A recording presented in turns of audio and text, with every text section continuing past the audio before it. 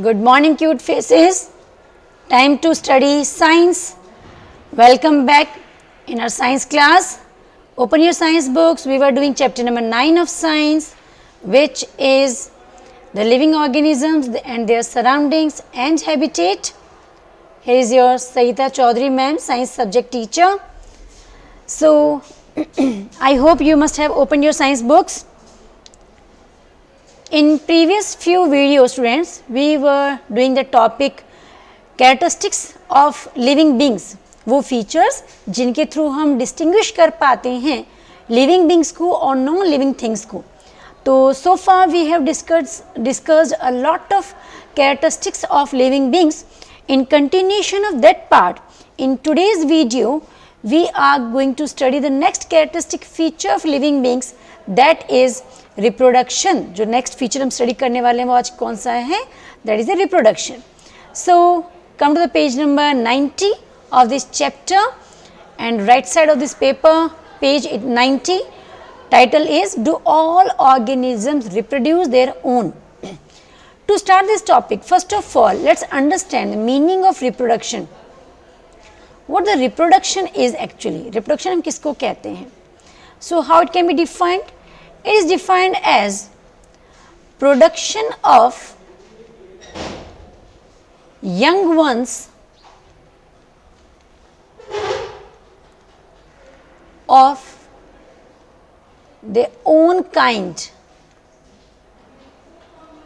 अगर कुछ ऑर्गेनिजम्स अपने जैसे their own kind मतलब अपने ही जैसे यंग वंस को प्रोड्यूस करते हैं, तो ये जो प्रोसेस इन्वॉल्व है इस production of young ones of their own kind का, that is known as reproduction. इस प्रोसेस को हम रिप्रोडक्शन कहते हैं. As the name suggest itself, इस नेम के अंदर क्या दिखाई दे रहा है? First word is the re and production मतलब प्रोड्यूस करना. तो री मतलब दोबारा से अपने ही जैसे ऑफ देयर ओन काइंड अगर प्रोड्यूस करें, that is the reproduction. So जितने भी लिविंग बींग्स होते हैं they perform the reproduction process, but this process is not being performed by the non living beings. Like just imagine, या night time में आपने अपने एक स्टडी रूम को लॉक कर दिया है, क्लोज कर दिया completely, you have shut down, close the doors of your study room and आपने रूम के बिल्कुल सेंटर में वहाँ पे एक स्टडी टेबल है, एक स्मॉल चेयर वहाँ पे है. And the morning you enter in your study room and you find one small chair, one small table lying just nearby your old table and chair, right? Isn't it funny? Just imagination था एक, ऐसा कभी होता नहीं है, right? ऐसा कभी नहीं हो सकता कि वहाँ पे बड़ी जो टेबल है, चेयर उसके पास में छोटे बेबी टेबल, बेबी चेयर अपने आप ओवरनाइट वहाँ पे आ जाएं. So these are the non living things. Table, chair, furniture, these are non living things. Non living things कभी भी रिप्रोडक्शन नहीं करते हैं, बट जितने भी लिविंग बींग्स होते हैं, फॉर एग्जाम्पल कैट्स हैं, दे produce the kittens, and dogs they reproduce the puppies. Human beings they also produce the babies of their own kind. Human beings जैसे ही उनके बेबीज प्रोड्यूस होते हैं. सो this is the feature of the living beings. Let's read what is mention in your book. I have you ever seen nest? I believe that you have ever seen nests of some birds like pigeons. Many birds lay their eggs in the nest. Some of the eggs hatch and young birds come out of them. Figure 9.13 के अंदर show कर रखा है. So students, these living beings, they are categorized into further categories कि वो कैसे अपने young ones को प्रोड्यूस करते हैं. The first category is they may be oviparous. Oviparous means क्या होता है? These are the organisms which produce the which lay eggs, जो क्या एग लेइंग करते हैं, एग लेइंग करते हैं. And after hatching of these eggs, in eggs की हैचिंग होती है एंड organisms और animals they come out from those eggs. उन egg में से animals या organisms बाहर निकलते हैं. तो ऐसे animals जो egg laying करते हैं they are called as the oviparous animals. The second category is the animals can be categorized in the viviparous. उनको हम विवीपेरस कैटेगरी के अंदर भी स्टडी करते हैं. और the viviparous are, these are the animals which produce young ones directly. ये egg laying नहीं करते, सीधे अपने जैसे जो यंग वंस होते हैं उनको प्रोड्यूस करते हैं. These are the viviparous. Examples of oviparous, like all the birds sparrow, pigeon, they are example of oviparous animals. And viviparous जो young ones को birth देते हैं, for example human beings and cat, dog, cows, buffaloes, these are some examples of viviparous animals. And a third category, that is ovoviviparous. अब यहाँ पे दो terms एक साथ मिक्स हो रही हैं, which are oviparous and viviparous. इसको बोला ovoviviparous. It means these animals they do not lay eggs, ये एग लेइंग नहीं करते, they produce the young ones. Viviparous आ रहा है ना यहाँ पे वर्ड, तो वो यंग वंस को तो प्रोड्यूस करते हैं, but those young ones they are not mature enough, वो पूरे मैच्योर नहीं होते. That's why these animals they keep their young ones attach inside their body, अपनी बॉडी के साथ उनको अटैच करके रखते हैं टिल दे गेट मैच्योर, जब तक वो मैच्योर नहीं हो जाते.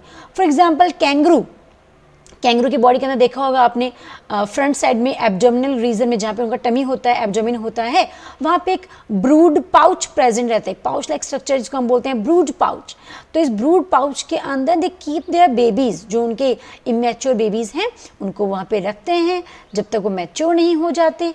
And after maturation those babies they come out from those brood pouch, वो बाहर निकल जाते हैं. So kangaroo is the example of ovoviviparous. तो यहाँ पे हमने रिप्रोडक्शन की बात की थी. We learn about the 3 type of organisms which are classified on the basis of type of young ones they produce, वो कैसे रिप्रोडक्शन करते हैं.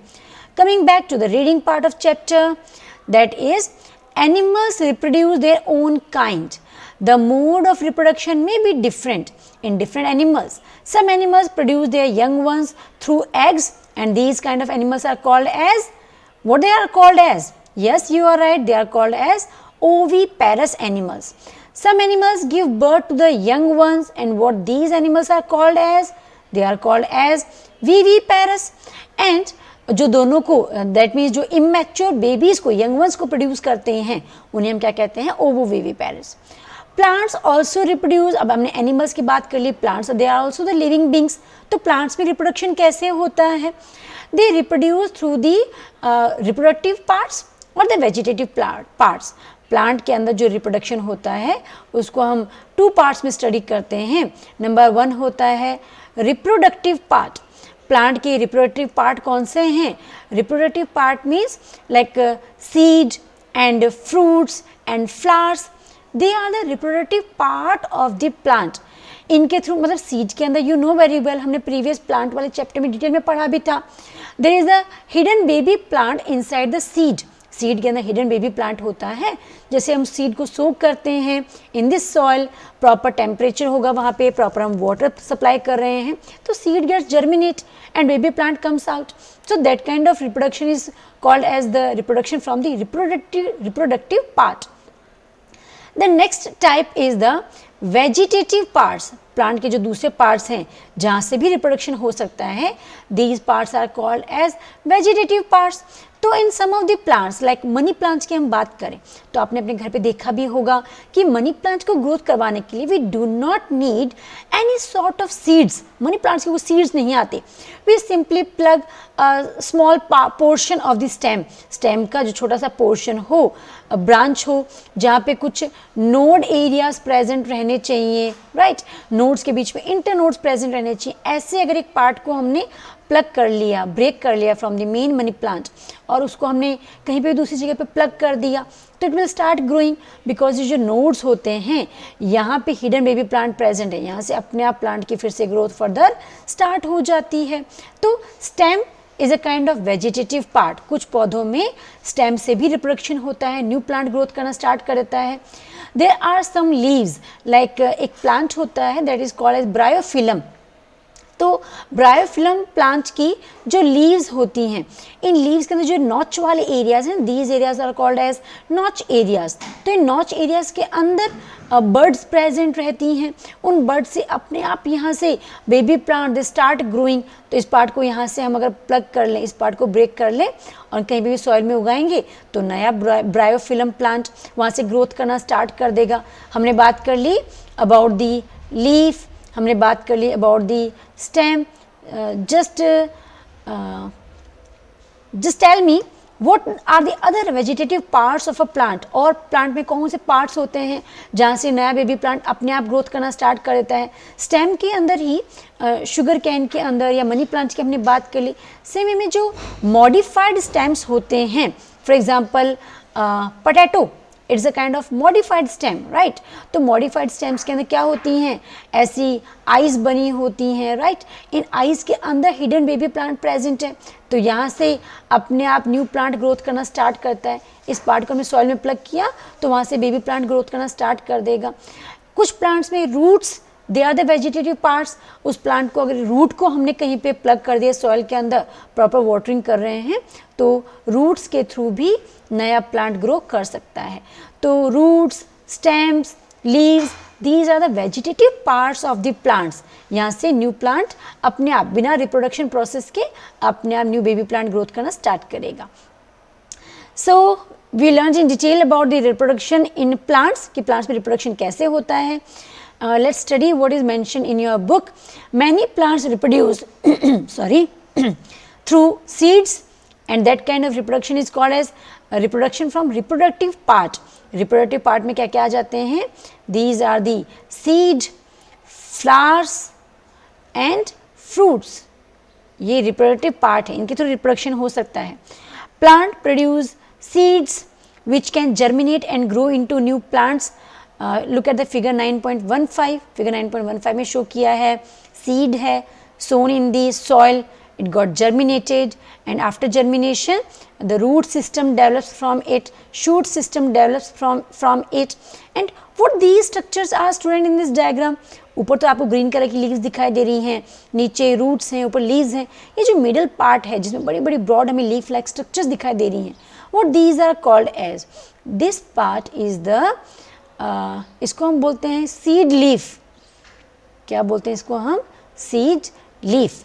तो कुछ सीड्स के अंदर फॉर एग्जांपल जो डाइकोटिलिडन सीड्स होते हैं जिनमें 2 पार्ट्स होते हैं, फॉर एग्जांपल अगर हम बात कर रहे हैं चने की, ग्राम सीड की हम बात करें तो ग्राम सीड में आपने देखा होगा 2 ऐसे पार्ट्स होते हैं ना, इसको सोक कर दें हम ओवरनाइट, अगर सोक करके रखें तो मॉर्निंग में इसके 2 पार्ट्स को easily you can break from middle portion, आप मिडिल से इनको ब्रेक कर सकते हो। तो दीज 2 पार्ट्स द सीड लीव्स, इनको हम सीड लीव्स कहते हैं। Inside these seed leaves food is stored, food stored रहता है इसके अंदर। तो till the time the plant is not completely grown and it starts its own photosynthesis process, जब तक कि अपना फोटोसिंथेसिस से फूड प्रिपेयर करना स्टार्ट नहीं कर देते, till that time these growing plants they take the food, they get the nutrition from these seed leaves, इनसे इनको न्यूट्रिशन मिलता है।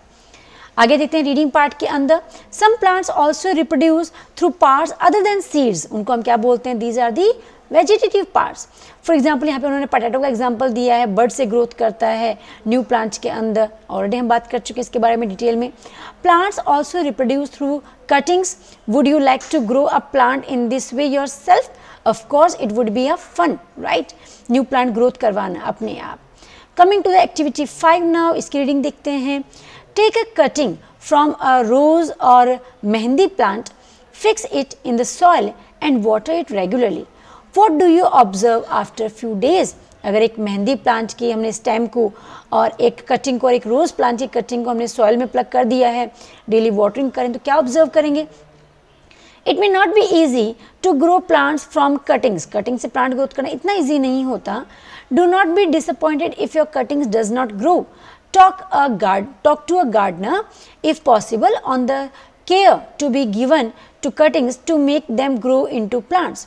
Living things produce more of their own kind through reproduction, and it takes place in many different ways for different organisms. So rose plant के अंदर इसमें भी again and mehndi plant के अंदर भी their stem cuttings they can be used to grow a new plant. Stem cuttings को अगर हम plug कर देते हैं soil के अंदर तो वहाँ से stem के lower part से अपने आप वहाँ से roots growth करना start कर देती हैं थोड़े टाइम के बाद, and plant starts its normal growth. So that's all for today's video. हमने क्या पढ़ा आज के वीडियो के अंदर, रिकॉल कर लेते हैं थोड़ा सा।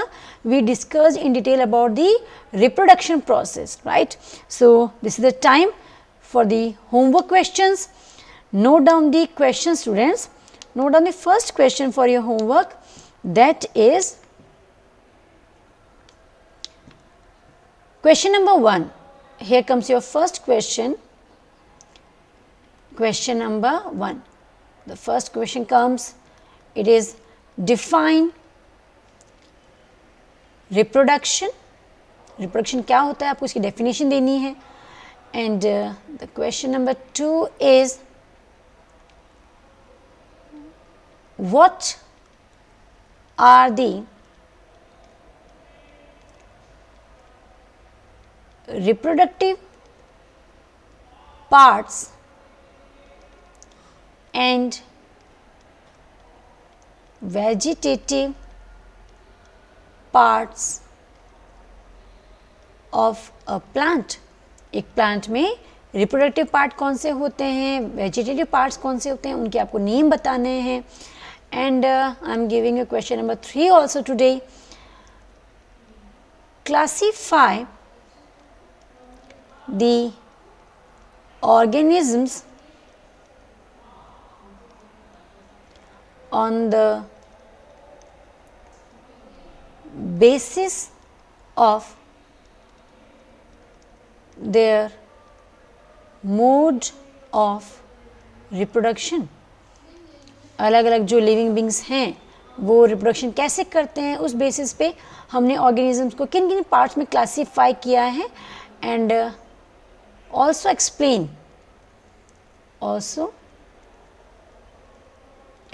them and also explain them. आपको उनको साथ में explain भी करना है. So these 3 are your homework questions, students.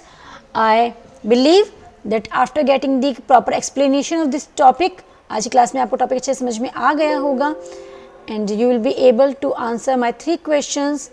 आप अपनी लैंग्वेज खुद फ्रेम करके आंसर्स को लेके भेज सकते हैं और my WhatsApp number. See you in next video. Till then take care. Thanks for watching.